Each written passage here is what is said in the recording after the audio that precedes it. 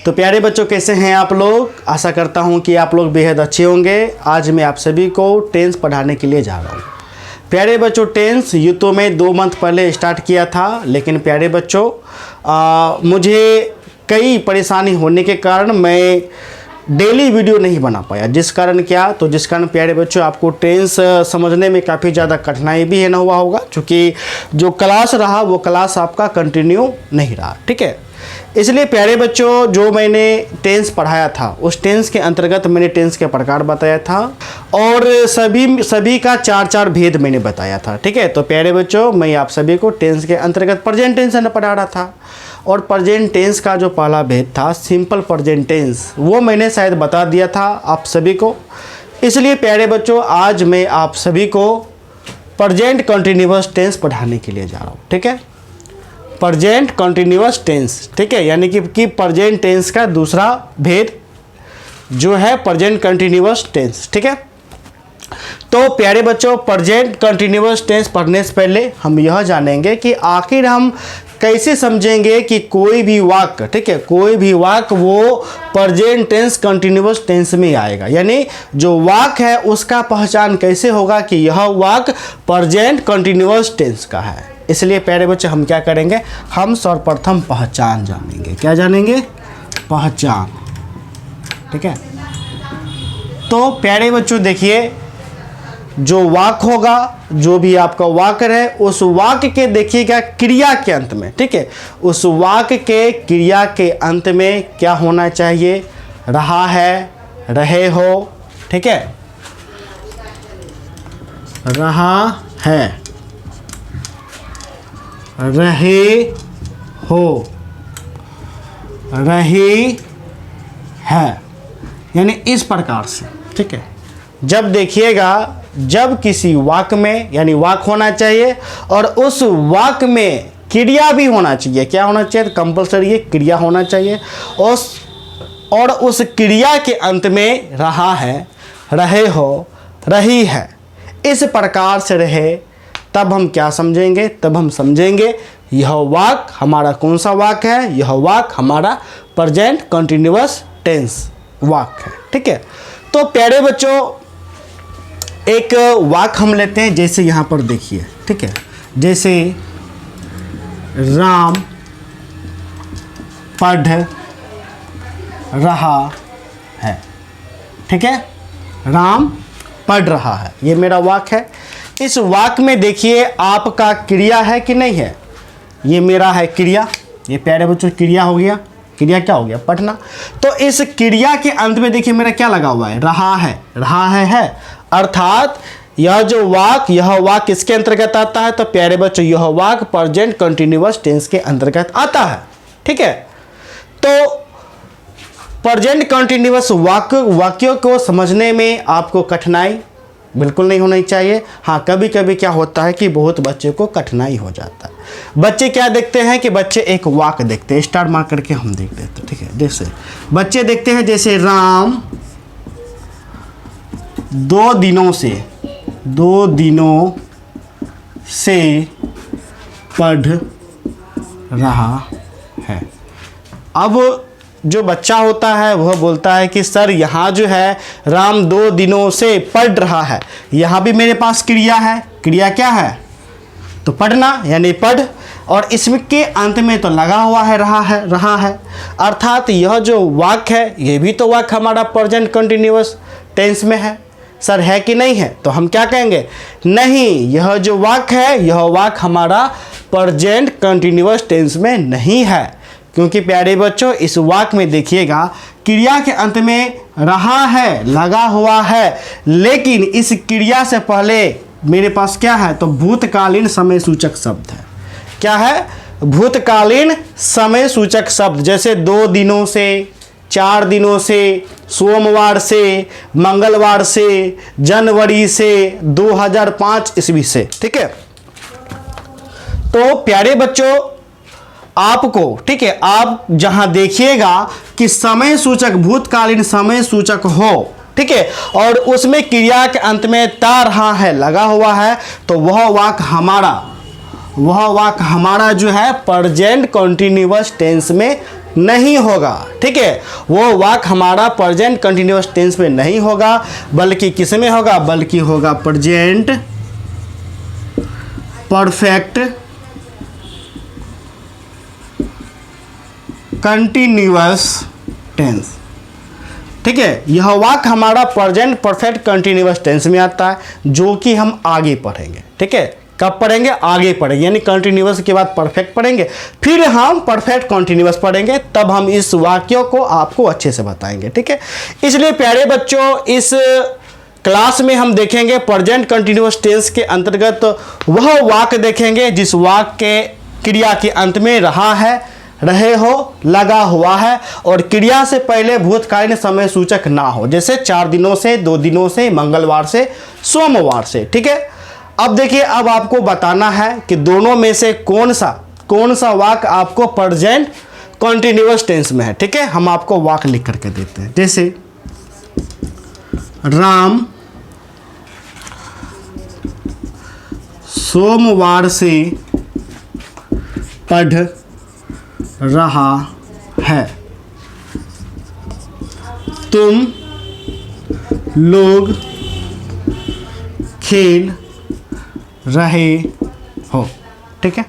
अब प्यारे बच्चों देखिए, मेरे पास 2 वाक्य है। मेरे पास कितने वाक्य हैं, 2 वाक्य है। आपको बताना है कि कौन सा वाक्य आपका प्रेजेंट कंटिन्यूअस टेंस में है, क्योंकि देखिए दोनों में क्रिया है, ठीक है। एक में पढ़ना है और एक में खेलना है, दोनों में लगा हुआ रहा है या फिर रहे हो लगा हुआ है। तो इन दोनों में से हमारा कौन सा वाक्य प्रेजेंट कंटिन्यूअस टेंस में है, तो प्यारे बच्चों ये सेकेंड वाला, ये कौन सा है, सेकेंड वाला। फर्स्ट वाला मेरा है, फर्स्ट वाला नहीं है, क्योंकि इसमें भूतकालीन समय सूचक लगा हुआ है, जैसे सोमवार से, ठीक है। क्या लगा हुआ है, सोमवार से लगा हुआ है, इसलिए यह जो हमारा वाक्य है, यह हमारा वाक्य प्रेजेंट कंटिन्यूअस टेंस में होगा, यह हमारा वाक्य प्रेजेंट कंटिन्यूअस टेंस में नहीं होगा, ठीक है।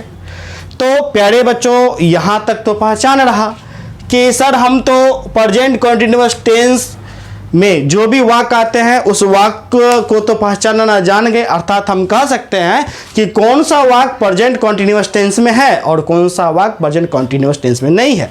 पहचान तो हो गया, तो सर आप हमें इसका रचना बताइए जिससे हम इस वाक्यों का क्या कर सके, तो जिससे हम इस वाक्यों का प्यारे बच्चों अनुवाद कर सके, ठीक है। तो प्यारे बच्चों, इस वाक्य का आपका रचना हो जाएगा, हम आपको लिखा देते हैं। देखिए, आपको क्या करना है, आपको फेयर कॉपी में लिखना है, ठीक है। पहले पहचान लिखेगा जिस हिंदी वाक्य के क्रिया के अंत में रहा है, रहे हो, रही है, इस प्रकार से है, यानी कि बहुत सारा आपका रहता है, ट्रांसलेशन बुक में देख लीजिएगा, इस प्रकार से रहे, तो उस वाक्यों का अनुवाद प्रेजेंट कंटिन्यूअस टेंस में होगा, जिसकी रचना आपका प्यारे बच्चों, रचना क्या हो जाएगा, रचना लिखिएगा, जिसके रचना subject plus is are am plus V4 कहने का मतलब क्या, तो भर में हम ing जोड़ देंगे, भर में हम क्या जोड़ देंगे, ing जोड़ देंगे, ये V4 बन जाएगा, ठीक है। तो रचना क्या हो जाएगा, तो प्यारे बच्चों यह हमारा रचना है ना हो जाएगा कि पहले सब्जेक्ट देंगे, सब्जेक्ट के बाद हम EJMR का प्रयोग करेंगे, फिर भर का चौथा रूप देंगे, यानी कि क्रिया के अंत में हम क्या करेंगे, तो ing लगा देंगे, ठीक है। अब देखिए, अब आपके मन में यह प्रश्न उठेगा कि सर हम EJMR का प्रयोग कहाँ करेंगे, EJMR का प्रयोग हम कहाँ करेंगे, ठीक है। तो प्यारे बच्चों, हम आपको उसका तालिका बना देते हैं।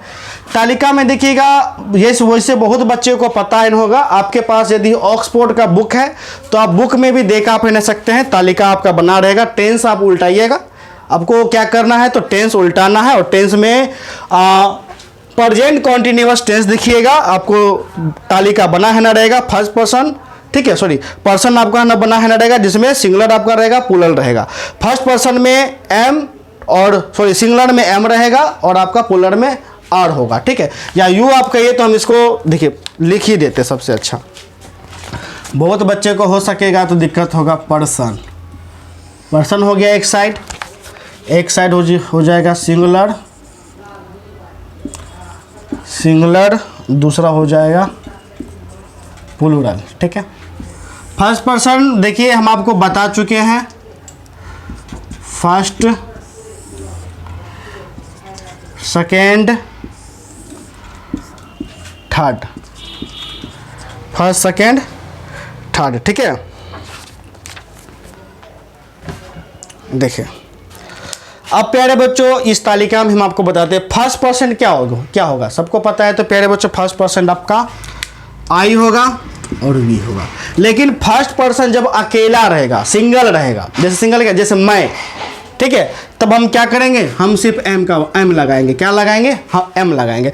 लेकिन जब फर्स्ट पर्सन आपका प्लूरल हो जाए, यानी कि बहुवचन हो जाए, जैसे मैं से क्या आपका क्या होगा, हम लोग, तब हम क्या लगाएंगे, तब हम आर का प्रयोग करेंगे, ठीक।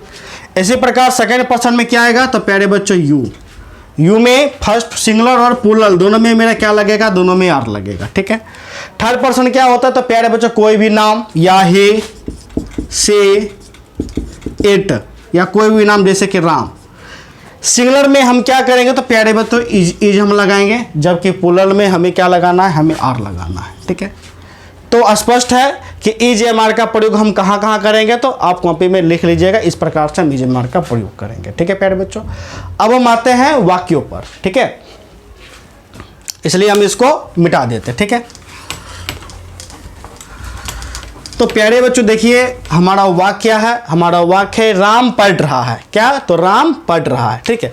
तो हमें इस वाक्यों को इस रचना पर बनाना है। तो रचना हमारा क्या है, subject plus is are am plus verb का चौथा रूप, ठीक। तो सब्जेक्ट मेरा क्या है इस वाक्य में, तो राम है, तो हम राम का यहाँ राम लिख दिए, राम। अब राम मेरा कौन सा पर्सन, तो प्यारे बच्चों राम मेरा थर्ड पर्सन के सिंगुलर नंबर है, इसलिए हम क्या करेंगे, हम क्या किसका प्रयोग करेंगे, इज आर एम का करेंगे। तो इज का हम लोग प्रयोग करेंगे, इज देंगे सिर्फ, उसके बाद छोड़ देंगे, फिर हम क्या देंगे, फिर वर्ब। इसमें देखिए वर्ब क्या है, तो प्यारे बच्चों पढ़ना, तो पढ़ना का क्या होता है, रेड, आर ए डी, और लास्ट में हम आई एन जी जोड़ देंगे, आई एन जी, यानी कि मेरा क्या हो गया, रीडिंग। तो राम इज रीडिंग, राम पढ़ रहा है, राम क्या हो जाएगा, राम पढ़ रहा है, ठीक है। इसी प्रकार प्यारे बच्चों दूसरा हमारा वाक्य है, दूसरा हमारा क्या वाक्य है, दूसरा हमारा वाक्य है तुम्हारा भाई, ठीक है, तुम्हारा भाई पटना जा रहा है, ठीक, तुम्हारा भाई पटना जा रहा है। अब इस वाक्य को हमें क्या करना है, तो प्यारे बच्चों हमें ट्रांसलेट करना है, हमें क्या करना है, हमें ट्रांसलेट करना है, ठीक है। तो देखिए अब हम क्या करेंगे, सबसे पहले सब्जेक्ट देंगे इस रचना के हिसाब से। तो मेरा सब्जेक्ट मेरा कौन सा है, तो प्यारे बच्चे मेरा सब्जेक्ट है तुम्हारा भाई। अब आपको बताना है कि तुम्हारा भाई कौन सा पर्सन है, फर्स्ट सेकेंड या थर्ड। तो बहुत बच्चे तुम्हारा देख करके कहते हैं सेकेंड, जबकि तुम्हारा भाई हम क्या बोलते हैं, पूरा पूरा तुम्हारा भाई। तो तुम्हारा भाई क्या है, तो थर्ड पर्सन है। थर्ड पर्सन कैसे है, अब देखिए मैं फर्स्ट पर्सन, हम तुमको कहें, जो वीडियो देख रहे हैं आप, हम तुमको कहें कि तुम जो सुन रहा है वो सेकेंड, जिसके बारे में जिक्र किया जाए, तो जिक्र किसके बारे में हो रहा है, तुम्हारा भाई के बारे में, इसीलिए तुम्हारा भाई क्या होगा, तो प्यारे बच्चों तुम्हारा भाई आपका होगा थर्ड पर्सन। तो क्या हो जाएगा, योर ब्रोदर, योर ब्रोदर। अब थर्ड पर्सन है, सिंगुलर है, तुम्हारा भाई एक है, इसलिए हम क्या लगाएंगे, इज लगाएंगे, क्या लगाएंगे, एज। फिर वर्ब क्या है, तो वर्ब है मेरा जिसके अंत में रहा है लगा हुआ है, वो जाना, तो गो से मेरा हो जाएगा going to Patna, going to क्या हो जाएगा, पटना, यानी कि your brother is going to Patna, तुम्हारा भाई पटना जा रहा है, ठीक है। इसको समझने में कोई दिक्कत नहीं। अब हम नेक्स्ट वाक्य पर हम आते हैं, हमारा नेक्स्ट वाक्य है, ठीक है, वो नेक्स्ट वाक्य है हम लोग आज, ठीक है, हम लोग आज पढ़ रहे हैं, पढ़ रहे हैं, ये वाक्य है। हम लोग आज पढ़ रहे हैं तो सेम प्रोसेस वही है। हम क्या देखेंगे, सबसे पहले हम लोग सब्जेक्ट देखेंगे। हम लोग आज पढ़ रहे हैं, आप बताइए इसमें सबसे पहले हम क्या देंगे, सब्जेक्ट, फिर एजएमआर में से कोई एक देंगे, फिर V4 देंगे। तो इस वाक्य में मेरा सब्जेक्ट कौन सा है, हम लोग आज पढ़ रहे हैं। तो कौन पढ़ रहा है, तो हम लोग पढ़ रहे हैं, तो सब्जेक्ट क्या हो जाएगा, हम लोग। तो हम लोग का क्या हो जाएगा, तो V क्या हो जाएगा, V मेरा कौन सा person, first person. First person में क्या है, सिंगुलर है कि प्लूरल है, तो प्यारे बच्चों प्लूरल है, इसलिए हम क्या लगाएंगे, हम लगाएंगे R। ठीक है, हम क्या लगाएंगे, R। ठीक है, VR। ठीक है, फिर हम क्या देंगे, फिर वर्ब देंगे। वर्ब क्या है, तो पढ़ना, तो रीड हो जाएगा। रीड से मेरा V4 हो जाएगा, रीडिंग, यानी अंत में ING जोड़ देंगे। तो वी आर रीडिंग, यानी कि हम लोग पढ़ रहे हैं। कब पढ़ रहे हैं, आज। तो आज का क्या हो जाएगा, तो टुडे। आज का क्या हो जाएगा, तो प्यारे बच्चों टुडे। ठीक है, तो इस प्रकार से प्यारे बच्चों आज हम आप सभी को 3 वाक्य बताए हैं। ये सभी का सभी जो 3 वाक्य है, ये 3 वाक्य कौन सा है, तो प्यारे बच्चों ये आपका एफर्मेटिव वाक्य है। कौन सा वाक्य है, एफर्मेटिव। ठीक है, इसी में प्यारे बच्चों जब नकारात्मक आ जाता है तब उस वाक्य को हम निगेटिव वाक्य बोलते हैं। क्या बोलते हैं, निगेटिव, यानी जब नहीं जोड़ देंगे तो, एन फॉर निगेटिव। तो जब निगेटिव वाक्य रहे तो प्यारे बच्चों निगेटिव का रचना क्या हो जाएगा, तो आज हम निगेटिव भी आप सभी को हम बता देते हैं। ठीक है, तो देखिए निगेटिव वाक्य आपका रचना हो जाएगा, यहाँ पर लिख देते हैं निगेटिव का रचना, निगेटिव सेंटेंस का रचना क्या हो जाएगा, subject plus is are am plus not, बस नोट जोड़ देंगे। फिर वर्ब का चौथा रूप, यानी कि वर्ब में हम क्या करेंगे, ING को जोड़ देंगे। बहुत इजी है। ठीक है, इस प्रकार से हमारा रचना है ना बन जाएगा नेगेटिव का। तो हमारा जो वाक्य जो आएगा, जैसे एक हम वाक्य लेते हैं, जैसे वाक्य क्या, जैसे मैं पढ़ नहीं रहा हूँ। तो हम क्या करेंगे, सबसे पहले सब्जेक्ट देंगे। सब्जेक्ट मेरा क्या है, तो मैं का आई हो जाएगा। आई मेरा कौन सा पर्सन, फर्स्ट पर्सन, इसलिए आई के साथ क्या लगता है, तो एम लगता है। तो आई एम नहीं है, तो नोट हम यहाँ से उठा कर दे देंगे, note reading. I am not reading, मैं पढ़ नहीं रहा हूँ। ठीक है, इसी प्रकार आपका रहेगा